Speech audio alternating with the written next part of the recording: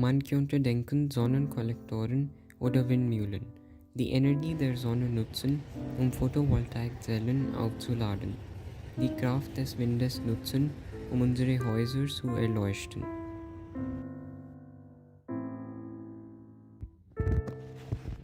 Giftige Chemikalien würden zum Bau von Sonnenkollektoren und Windmühlen gebraucht.